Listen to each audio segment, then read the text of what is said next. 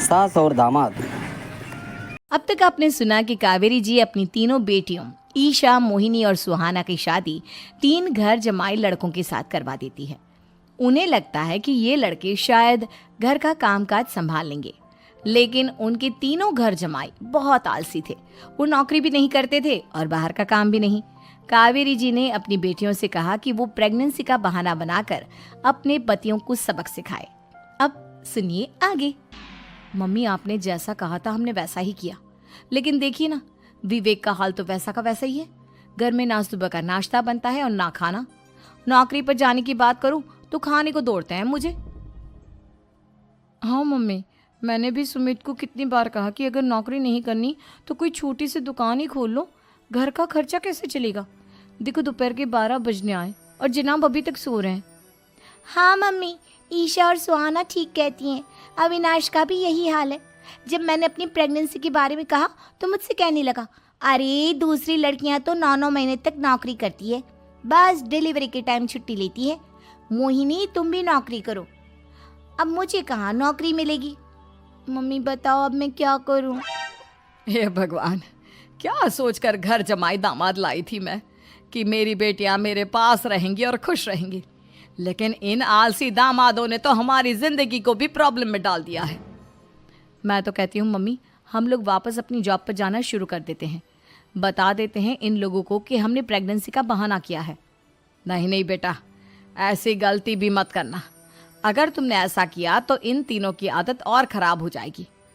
अरे आज नहीं तो कल कभी तो तुम प्रेग्नेंट होगी, तब वापस यही प्रॉब्लम आएगी। तब क्या करोगी तुम तीनों। हाँ मम्मी, आपकी बात तो बिल्कुल सही है। इन लोगों को तो सुधारना ही पड़ेगा। लेकिन कैसे? अपने बच्चों के आने की खबर सुनकर भी इन लोगों पर कोई असर नहीं हो रहा। पैसे कमाने के लिए घर से बाहर निकलना ही नहीं चाहते ये तीनों। अब मेरे दिमाग में एक प्लान आया है। तुम तीनों चिंता मत करो, उन तीनों को बुलाओ, फिर मैं बात करती हूँ। थोड़ी देर बाद कावेरी जी अपने तीनों दामादों को सामने बुलाकर अपनी बात कहना शुरू करती हैं। अविनाश, सुमित और विवेक, देखो बेटा, मैं ना तुम तीनों से बड़ा प्यार करती हूँ, इसीलिए तो तुम्हें घर जमाई बना कर रखा है मैंने। अरे मम्मी जी, सीधे सीधे कहिए ना, क्या बात है। प्यार तो हम भी आपको बहुत करते हैं। अरे मम्मी जी, आपकी इज्जत भी बहुत करते हैं। अरे भाई, आपके जैसी सास और कमाने वाली बीवी सबको मिलती है क्या? हाँ मम्मी, विवेक और सुमित ठीक कह रहे हैं। आपकी बेटी से शादी करके मेरी तो ज़िंदगी ही अच्छी हो गई है। जानती हूँ मैं, और ये भी जानती हूँ कि तुम तीनों अपने अपनी बीवियों से बहुत प्यार करते हो। बेटा, बात ऐसी है कि हमारे कुल गुरु ने कहा है कि प्रेग्नेंट होने के बाद मेरी तीनों बेटियां शुरू के 4 महीने हमारे गांव में जाकर रहेगी, जहां मेरे चाचा जी रहते हैं। अरे लेकिन क्यों मम्मी, गांव में जाकर रहने की क्या ज़रूरत है इन तीनों को? वो क्या है ना बेटा, हमारे परिवार को एक श्राप है। अगर मेरी बेटियों ने यहाँ पर बच्चा पैदा करने की कोशिश की तो उनके बच्चों को कुछ भी हो सकता है। इसलिए अब से लेकर 4 महीने पूरे होने तक इन्हें गांव वाले घर में रहना पड़ेगा। हाँ तो इसमें प्रॉब्लम क्या है मम्मी जी? हम भी वहाँ जाकर रहेंगे, पिकनिक मनाएंगे। अरे भाई, बीवी जहाँ हम भी वहाँ। हाँ यार, आइडिया तो बहुत अच्छा है। शहर की ज़िंदगी में रह रहकर परेशान हो चुके हैं, अब कुछ दिन गांव में बिताएंगे। तुम लोग समझने की कोशिश क्यों नहीं करते? तुम में से कोई भी वहाँ नहीं जा सकता, और मैं यहाँ रहूँगी ना तुम तीनों के साथ। 4 महीने की तो बात है, उसके बाद ये तीनों ही लौट कर आ जाएंगी। ठीक है मम्मी जी, अब हमारे बच्चों का सवाल है तो ये तो करना ही पड़ेगा। कावेरी अपनी तीनों बेटियों को कुछ दिन के लिए घर से बाहर कहीं दूसरे शहर में रहने के लिए भेज देती है। कुछ दिनों के बाद, अरे मम्मी जी, बहुत दिन से पिज्ज़ा नहीं खाया, मंगवाइए ना।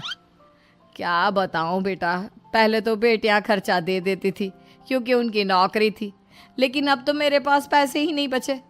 थोड़े बहुत पैसे हैं जो बच्चों की डिलीवरी में काम आएंगे।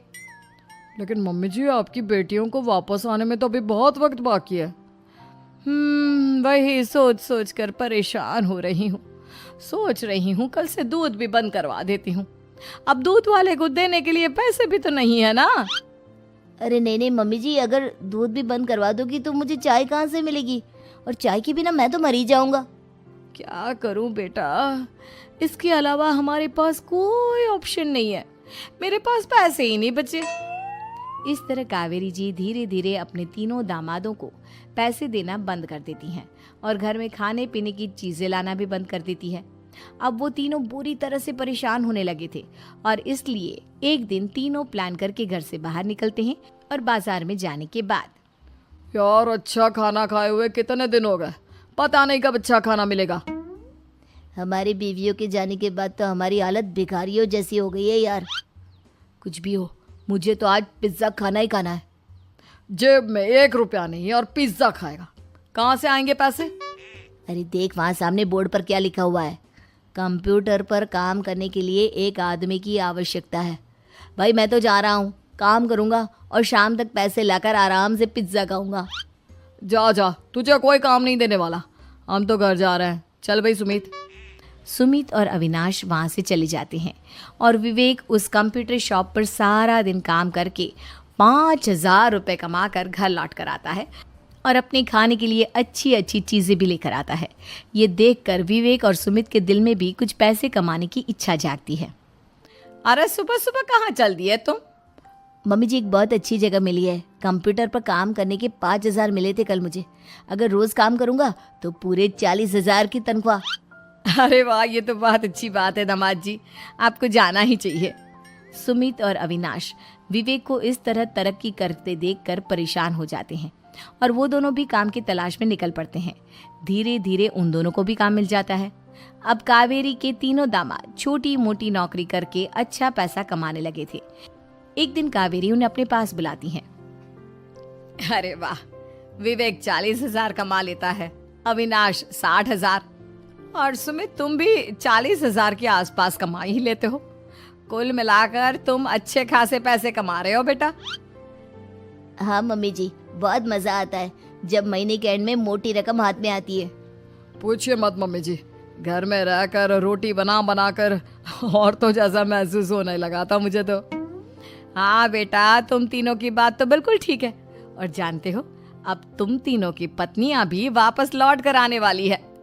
लेकिन मम्मी जी अभी तो उन्हें गए सिर्फ 2 महीने हुए हैं, आपने तो कहा था वो 4 महीने के बाद लौट कर आएंगी। ऐसा कुछ नहीं है बेटा, मैं सिर्फ तुम तीनों को सबक सिखाना चाहती थी कि आदमी घर में बैठकर बीवी की कमाई खाता हुआ अच्छा नहीं लगता। इस दुनिया में हर इंसान को मेहनत करनी चाहिए, काम करना चाहिए, चाहे वो औरत हो या आदमी, ताकि अपने परिवार को संभाल सके। कावेरी की बात सुनकर उन तीनों को अपनी गलती का एहसास होता है और कावेरी उन्हें सच बता देती है कि ईशा, सुहाना और मोहिनी शहर में ही कहीं दूसरी जगह रह रहे थे। शाम के वक्त उन तीनों की पत्नियां लौट कर आ जाती है और कावेरी जी का परिवार एक खुशहाल परिवार की तरह रहने लगता है।